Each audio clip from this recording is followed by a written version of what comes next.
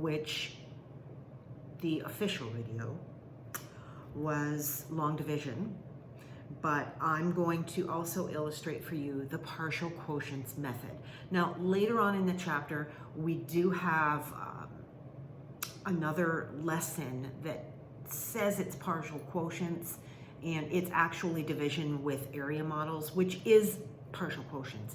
But this is where you do your division with a box. And basically, it looks kind of the same, but it's a little bit different. So what do you notice here that's different? I've got my dividend inside the box. I've got my divisor outside the box, but my box has a big old long tail. Now what? Well, you'll see why.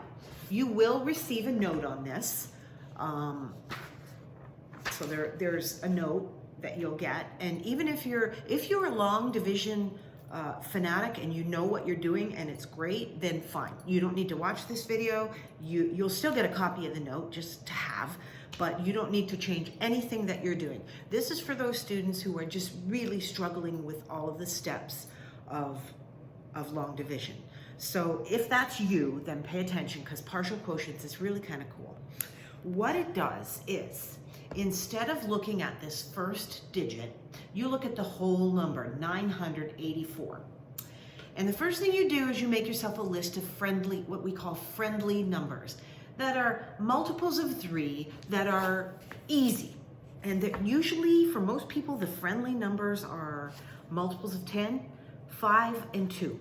So I write those down. So 3 times 2 is 6. 3 times 5 is 30. 3 times 10 is, 3 times 5 is not 30. It's 15. Oh, 3 times 10 is 30. 3 times 100 is 300. So you write down your list of friendly numbers, and everybody has like different friendly numbers, but these are 5, 10, 2, those are most of the friendly numbers. That doesn't mean you don't have to know your times tables. You do, and you'll see that. So you look at your friendly numbers and you look at your dividend as a whole, and you say, 984. Ooh, wait a minute. 3 goes into 9 3 times. So 3 times 300, that's the tens trick, by the way. Oh, that gives me 900. So your goal is to take as big a bite out of your dividend as possible using your divisor. So you're biting it. It doesn't have to be exact. Long division must be precise. Partial quotients, no. So you put your partial quotient, right here, outside this line, and then you multiply 3 times 3 is 9 with your 2 zeros, which is the tens trick, 900, and you subtract that, you get left 84. So you look at 84 and you say, okay, well, the 3's not gonna work anymore because I get 90 and that's too big. So I'm gonna go rely on my friendly numbers. 3 times 10 is 30. So I'll just put my 10 here. 10 times 3 is 30. And I'll just start taking bites. Bites. So this gives me 54. Oh, I can get another 10 out of there, which is 30. That gives me 24. Oh, well now, if I know my times tables, 3 times something gives me 24. Well, that would be 8, right? Yeah.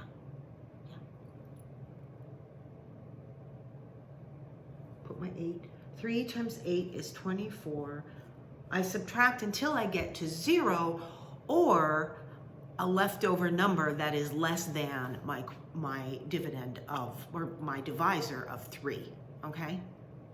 So, we're not done yet, because these are partial quotients or partial answers to my division question. What I gotta do is I now have to add them up.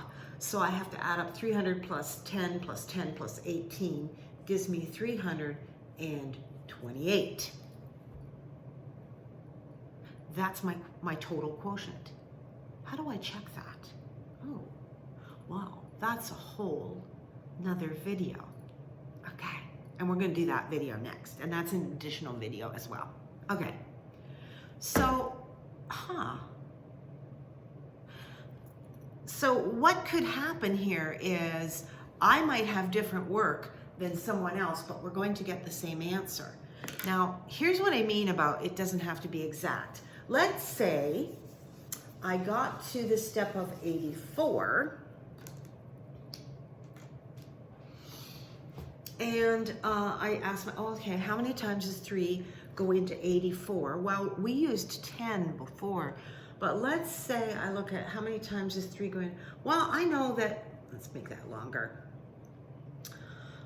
3 times 3 is 9, so that's too big. But if I use 20, that gives me 60. And now I subtract and I get my 24, and then I get my 8. So my partial quotients look different. But when I add them up, my answer is still the same.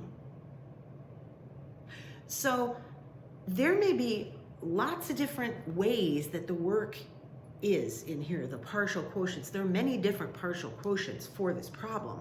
The full-on answer is always going to be 328, and another student may do it in long division and they will get the same answer, but the work is different.